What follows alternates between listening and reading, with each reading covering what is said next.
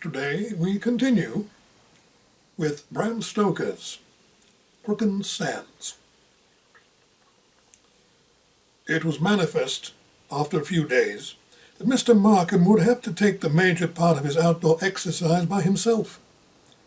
The girls now and again took a walk with him, chiefly in the early morning or late at night, or on a wet day when there would be no one about. They professed to be willing to go out at all times, but somehow something always seemed to occur to prevent it. The boys could never be found at all on such occasions, and as to Mrs. Markham, she sternly refused to go out with him on any consideration so long as he should continue to make a fool of himself. On the Sunday he dressed himself in his habitual broadcloth, for he rightly felt that church was not a place for angry feelings, but on Monday morning he resumed his Highland garb. By this time he would have given a good deal if he had never thought of the dress. But his British obstinacy was strong, and he would not give in. Soft Tommy called in at his house every morning, and not being able to see him, nor to have any message taken to him, he used to call back in the afternoon when the letter bag had been delivered and watched for his going out. On such occasions he never failed to warn him against his vanity, in the same words which he had used at the first. Before many days were over, Mr. Markham had come to look upon him as a little short of a scourge. By the time the week was out, the enforced partial solitude, the constant chagrin, and the never-ending brooding which was thus engendered began to make Mr. Markham quite ill. He was too proud to take any of his family into his confidence, since they had, in his view, treated him very badly. And then he would not sleep well at night, and when he did sleep he constantly had bad dreams. Merely to assure himself that his pluck was not failing him, he made it a practice to visit the quicksand at least once every day. He hardly ever failed to go there the last thing at night. It was perhaps this habit that wrought the quicksand with its terrible experience so perpetually into his dreams. More and more vivid these became, till on waking at times he could hardly realize that he had not been actually in the flesh to visit the fatal spot. He sometimes thought that he might have been walking in his sleep. One night his dream was so vivid that when he awoke he could not believe that it had only been a dream. He shut his eyes again and again, but each time the vision, if it was a vision, or the reality if it was a reality, would rise before him. The moon was shining full and yellow over the quicksand as he approached it. He could see the expanse of light shaken and disturbed, and full of black shadows as the liquid sand quivered and trembled, and wrinkled and eddied, as was its wont between its pauses of marble calm. As he drew close to it, another figure came towards it from the opposite side with equal footsteps. He saw that it was his own figure, his very self, and in silent terror, compelled by what force he knew not, he advanced, charmed as the bird is by the snake, mesmerized or hypnotized, to meet his other self. As he felt the yielding sand closing over him, he awoke in the agony of death, trembling with fear, and strange to say, with the silly man's prophecy seeming to sound in his ears, "Vanity of vanities, all is vanity. See thyself, and repent ere the quicksand swallow thee." So convinced was he that this was no dream, that he arose early as it was, and dressing himself without disturbing his wife, took his way to the shore. His heart fell when he came across a series of footsteps on the sands, which he at once recognized as his own. There was the same wide heel, the same square toe. He had no doubt now that he had actually been there, and half horrified, and half in a state of dreamy stupor, he followed the footsteps and found them lost in the edge of the yielding quicksand. This gave him a terrible shock, for there were no return steps marked on the sand, and he felt that there was some dread mystery which he could not penetrate, the penetration of which would, he feared, undo him. In this state of affairs he took two wrong courses. Firstly, he kept his trouble to himself, and as none of his family had any clue of it, every innocent word or expression which they used supplied fuel to the consuming fire of his imagination. Secondly, he began to read books professing to bear upon the mysteries of dreaming and of mental phenomena generally, with the result that every wild imagination of every crank or half-crazy philosopher became a living germ of unrest in the fertilizing soil of his disturbed brain. Thus, negatively and positively, all things began to work to a common end. Not the least of his disturbing causes was Soft Tommy, who had now become, at certain times of the day, a fixture at his gate. After a while, being interested in the previous state of this individual, he made inquiries regarding his past, with the following result. Soft Tommy was popularly believed to be the son of a laird in one of the counties round the Firth of Forth. He had been partially educated for the ministry, but for some cause which no one ever knew threw up his prospects suddenly, and going to Peterhead, in its days of whaling prosperity, they had taken service on a whaler. Here off and on he had remained for some years, getting gradually more and more silent in his habits, till finally his shipmates protested against so taciturn a mate, and he had found service amongst the fishing smacks of the Northern Fleet. He had worked for many years at the fishing with always the reputation of being a wee bit daft, till at length he had gradually settled down at Crooken, where the laird, doubtless knowing something of his family history, had given him a job which practically made him a pensioner. The minister who gave the information finished thus. It is a very strange thing, but the man seems to have some odd kind of gift. Whether it be that second sight which we Scotch people are so prone to believe in, or some other occult form of knowledge, I know not, but nothing of a disastrous tendency ever occurs in his place, but the men with whom he lives are able to quote after the event some saying of his which certainly appears to have foretold it. He gets uneasy or excited, wakes up, in fact, when death is in the air. This did not in any way lessen Mr. Markham's concern, but on the contrary seemed to impress the prophecy more deeply on his mind. Of all the books which he had read on his new subject, none interested him so much as the German one, Die Doppelgänger, by Dr. Heinrich von Aschenberg, formerly of Bonn.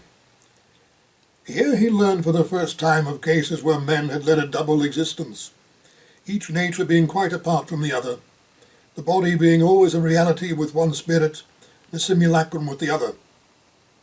And needless to say that Mr. Markham realized this theory as exactly suiting his own case.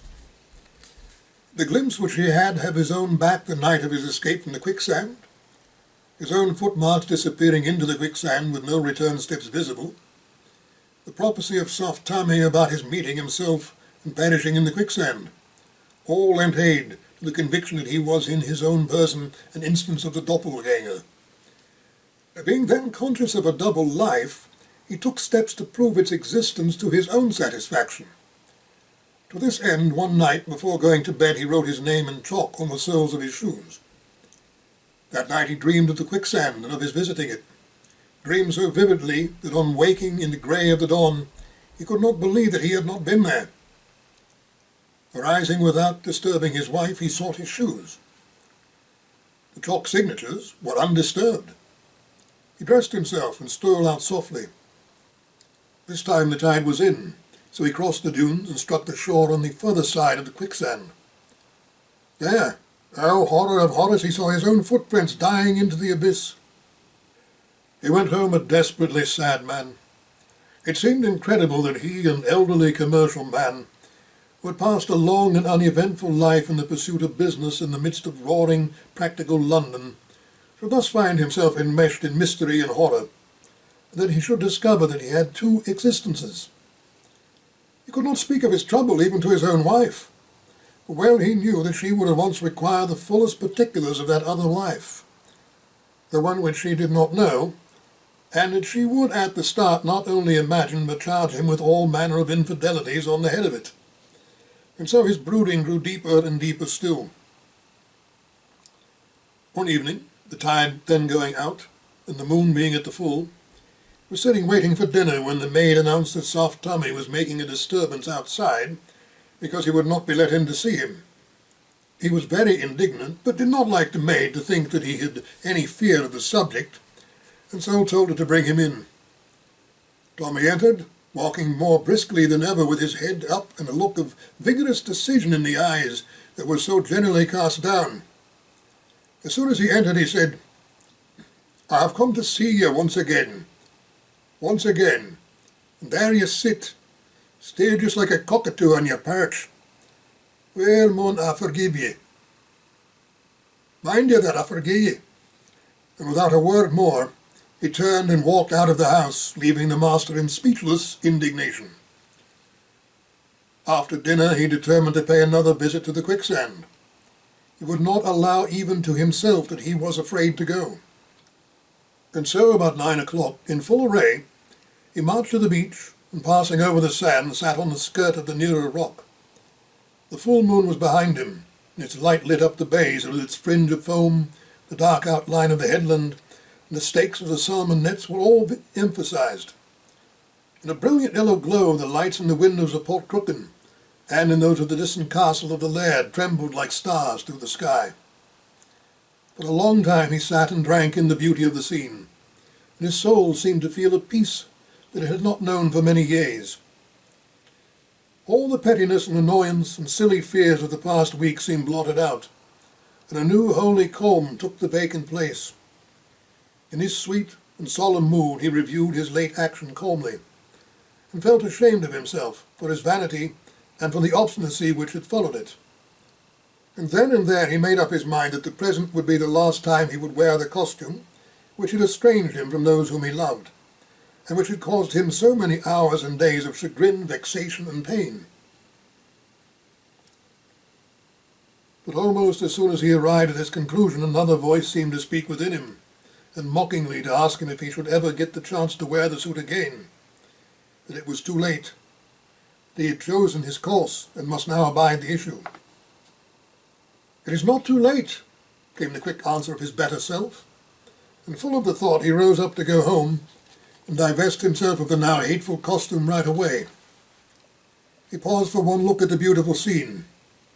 The light lay pale and mellow, softening every outline of rock and tree and housetop, deepening the shadows into velvety black, and lighting as a pale flame the incoming tide that now crept fringe-like across the flat waste of sand. Then he left the rock and stepped out for the shore. But as he did so, a frightful spasm of horror shook him, for in an instant the blood rushing to his head shut out all the light of the full moon. Once more he saw that fatal image of himself moving beyond the quicksand, from the opposite rock to the shore. The shock was all the greater for the contrast with the spell of peace which he had just enjoyed, and almost paralyzed in every sense, he stood and watched the fatal vision, the wrinkly, crawling quicksand that seemed to writhe and yearn for something that lay between.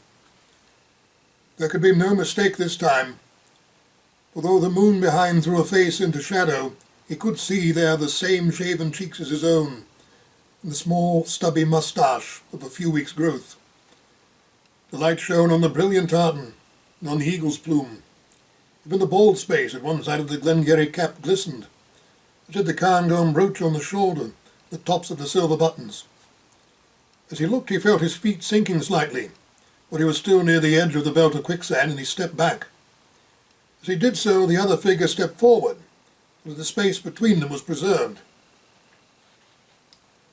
So the two stood facing each other, as though in some weird fascination. And in the rushing of the blood through his brain, Markham seemed to hear the words of the prophecy, "See thyself face to face, and repent ere the quicksand swallow thee." He did stand face to face with himself. He had repented. And now he was sinking in the quicksand. The warning and prophecy were all coming true. Above him, the seagulls screamed, circling round the fringe of the incoming tide, and the sound, being entirely mortal, recalled him to himself. On the instant, he stepped back a few quick steps, for as yet only his feet were merged in the soft sand. As he did so, the other figure stepped forward, and coming within a deadly grip of the quicksand, began to sink. It seemed to Markham that he was looking at himself going down to his doom. But on the instant the anguish of his soul found vent in a terrible cry. There was at the same instant a terrible cry from the other figure, and as Markham threw up his hands, the figure did the same.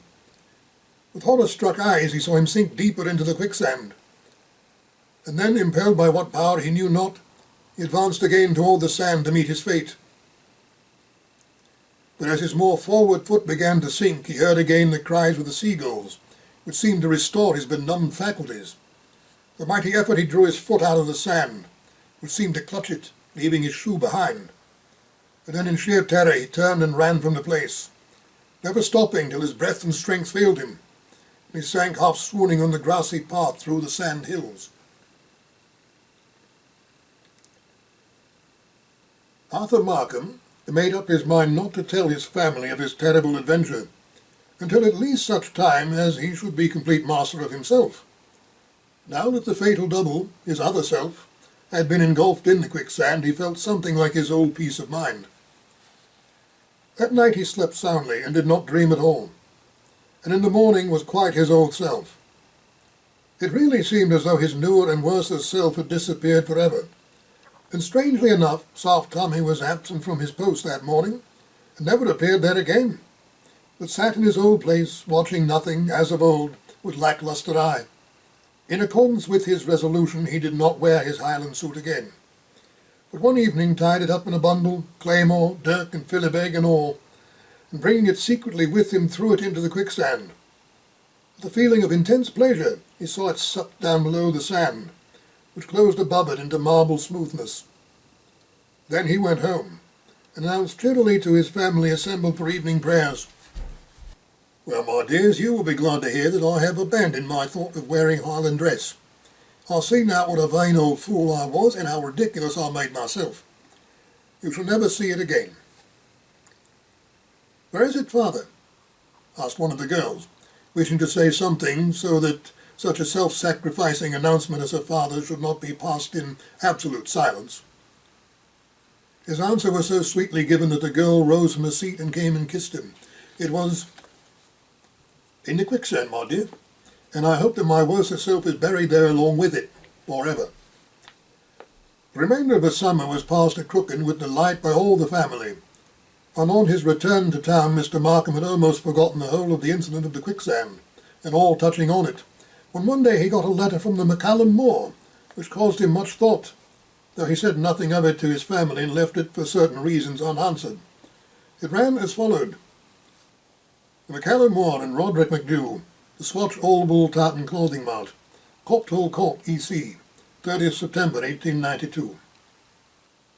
Dear Sir, I trust you will pardon the liberty which I take in writing to you, but I am desirous of making an inquiry, and I am informed that you have been sojourning during the summer in Aberdeenshire, Scotland. My partner, Mr. Roderick McDaniel, as he appears for business reasons on our billheads and in our advertisements, his real name being Emmanuel Moses Marks of London, went early last month to Scotland for a tour.